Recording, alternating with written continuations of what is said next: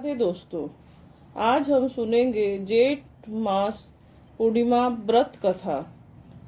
व्रत विधि, व्रत पूजा सब शॉर्ट चैनल पे आ गया है, दूसरे वीडियो पे आ गया है, कृपया आप वहाँ देखिए। ये जेठ पूर्णिमा व्रत कथा है। हिंदू पंचांग के अनुसार जेठ मास की पूर्णिमा का विशेष आध्यात्मिक और व्यावहारिक महत्व है। इस दिन पवित्र नदियों में स्नान, दान और उपवास करने से मनुष्य के जन्म जन्मांतर के पाप नष्ट हो जाते हैं। सुहागिन स्त्रियों के लिए यह दिन अखंड सौभाग्य का वरदान लाने वाला होता है, जिसे वट पूर्णिमा भी कहा जाता है। सत्यवान और सावित्री की अमर कथा। वट पूर्णिमा कथा। राजा अश्वपति की कठिन तपस्या और सावित्री का जन्म। प्राचीन काल में मद्र देश में अश्वपति नाम के एक अत्यंत धर्मात्मा, न्यायप्रिय और प्रजाहितैषी राजा राज्य करते थे।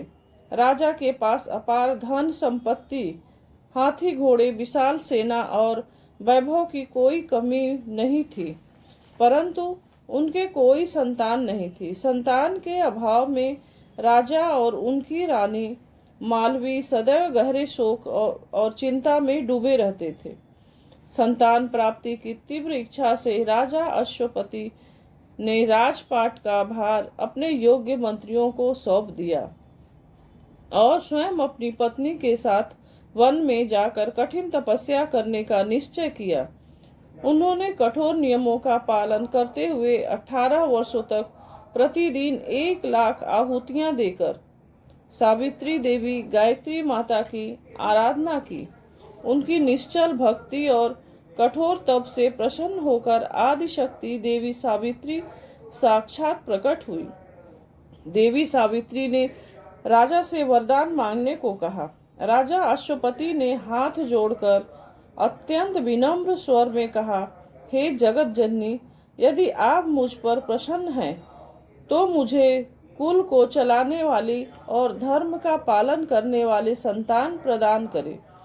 देवी ने मुस्कुराते हुए कहा, हे राजन, तुम्हारे भाव शूद्र हैं। महादेव की कृपा से तुम्हारे घर में एक परम तेजस्वी, अत्यंत बुद्धिमती और संस्कारी कन्या का जन्म होगा, जिसका यश तीनों लोकों में फैलेगा।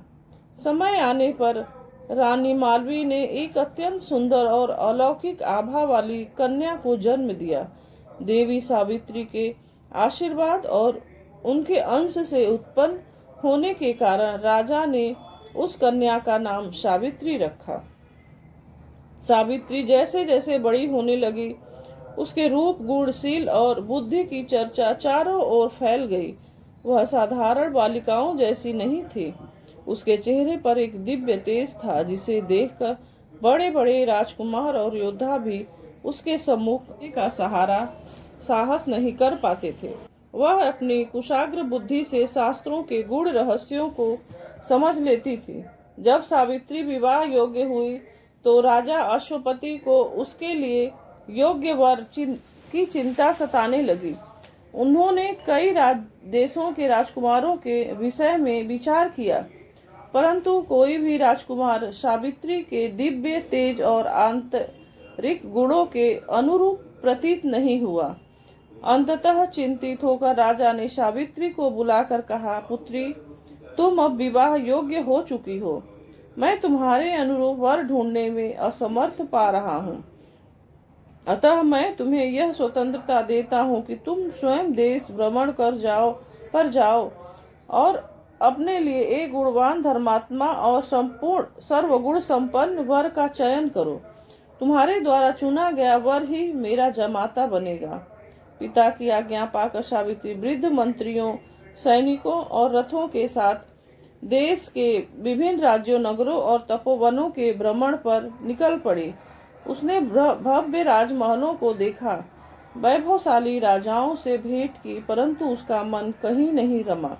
घूमते घूमते सावित्री का रथ एक घने वन के समीप पहुंचा, जहां साल और बरगद के वृक्षों की घनी छांव थी।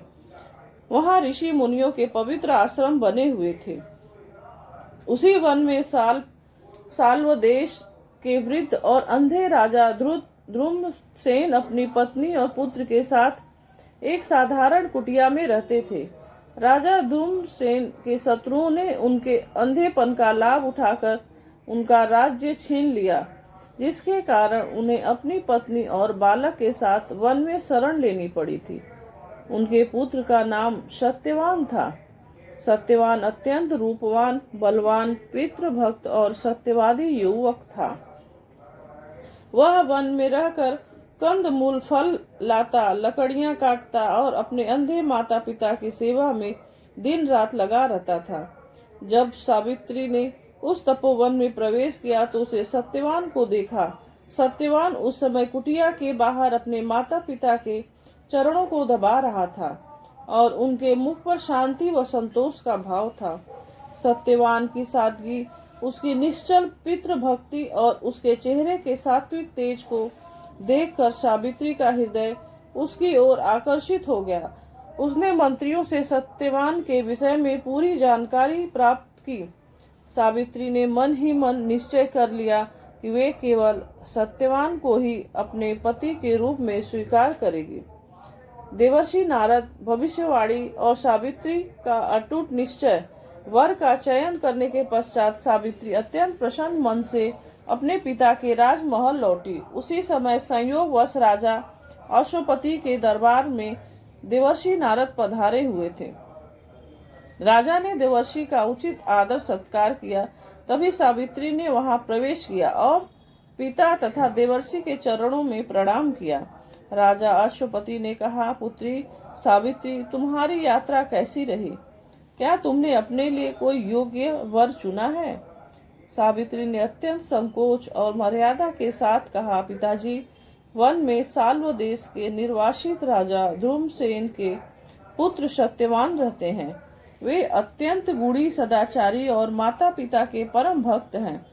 मैंने ही मन से अपना पति स्वीकार कर लिया है। यह सुनते ही देवर्षि नारद का चेहरा गंभीर हो गया। उन्होंने लंबी सांस ली और चिंता व्यक्त करते हुए कहा, हे राजन, यह सावित्री ने कैसा अनर्थ कर दिया। सत्यवान निसंदेह सर्वगुण संपन्न है। वह सूर्य के समान तेजस्वी, बृहस्पति के समान बुद्धिमान, कार्तिकेय के समान वीर और पृथ्वी के समान क्षमाशील है। परंतु उसमें एक बहुत बड़ा दोष है जिसे बदला नहीं जा सकता। राजा अश्वपति घबरा गया और उन्होंने पूछा, ऋषिवीर, ऐसा कौन सा दोष है जो सत्यवान के इतने गुणों पर भारी पड़ रहा है? कृपया मुझे शीघ्र बताएं। नारद जी ने कहा, हे राजा, सत्यवान अल्पायु है। आज से ठीक 1 वर्ष पश्चात जेठ मास की अमावस्या पूर्णिमा के संधि काल में उसकी आयु समाप्त हो जाएगी और यमराज उसके प्राण हर लेंगे। वह बहुत जल्दी मृत्यु को प्राप्त होने वाला है। यह सुनकर राजा अश्वपति के पैरों तले जमीन खिसक गई। उन्होंने कांपते स्वर में सावित्री से कहा, पुत्री सावित्री, तुमने देवर्षि के वचन सुने। सत्यवान की आयु अत्यंत अल्प है। एक पिता होने के नाते मैं तुम्हें जानबूझकर वैधव्य के कुएं में नहीं धकेल सकता। तुम अपना निर्णय बदल लो और किसी अन्य दीर्घायु राजकुमार को चयन करो। परंतु सावित्री अपने निश्चल पर अडिग थी। उसने हाथ जोड़कर अत्यंत दृढ़ता से कहा, पिताजी, हिंदू धर्म में कन्या केवल एक बार ही मन से पति का वरण करती है। राजा की आज्ञा एक बार होती है, पंडित की वाणी एक बार निकलती है और कन्या दान भी एक बार ही होता है। मैंने सत्यवान को अपना पति मान लिया है। अब चाहे वे अल्पायु हो या दीर्घायु, धनी हो या निर्धन, मेरे पति केवल वही रहेंगे। मेरा मन अब अपने मार्ग से कभी विचलित नहीं हो सकता। देवर्षि नारद सावित्री के इस सतीत्व और दृढ़ संकल्प को देखकर चकित रह गए। उन्होंने राजा अश्वपति से कहा, हे राजन, सावित्री का निश्चय अटल है और इसकी बुद्धि साधारण नहीं है। तुम बिना किसी संकोच के इसका विवाह सत्यवान से कर दो। ईश्वर सब मंगल करेगा। देवर्षि नारद जी आज्ञा पाकर राजा अश्वपति ने सुंदर वस्त्र, आभूषण और आवश्यक सामग्रियों लेकर मंत्रियों के साथ वन में राजा ध्रुमसेन के आश्रम की ओर प्रस्थान किया। वहां पहुंचकर अश्वपति ने राजा ध्रुमसेन से भेंट की और अपने आने का गंतव्य स्पष्ट करते हुए सावित्री के विवाह का प्रस्ताव सत्यवान के लिए रखा। राजा धूम्रसेन ने आश्चर्यचकित होकर कहा, हे राजन, हम राज्यच्युत, अंधे और दरिद्र होकर इस वन की धूल में ही जी रहे हैं। आपकी पुत्री राजमहलों के ऐश्वर्य में पढ़ी बढ़ी है। वह हमारी इस फूस की कुटिया और कष्टमय जीवन को कैसे सहन कर पाएगी। औषपति ने कहा, महाराज, सावित्री सुख और दुख को समान समझती है। वह सत्यवान के गुणों पर रिझी है और स्वयं इस विवाह के लिए लालायित है। कृपया इस संबंध को स्वीकार करें। राजा धूम्रसेन ने सहर्ष इस विवाह को अपनी स्वीकृति दे दी। वन में ही सादगी के साथ वैदिक मंत्रोच्चार के बीच सत्यवान और सावित्री का विवाह संपन्न हुआ। राजा अश्वपति भारी मन से अपनी पुत्री को विदा कर अपने राज्य लौट आए। विवाह के तुरंत बाद सावित्री ने अपने कीमती वस्त्र और रत्न जड़ित आभूषण त्याग दिए।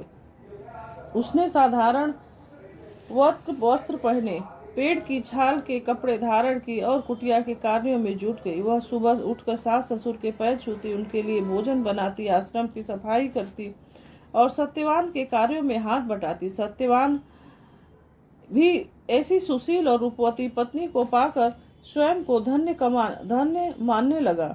दोनों का दाम्पत्य जीवन अत्यंत सुखद था, परंतु सावित्री के हृदय में देवर्षि नारद के शब्द एक अदृश्य कांटे की तरह चुभ रहे थे। वह प्रति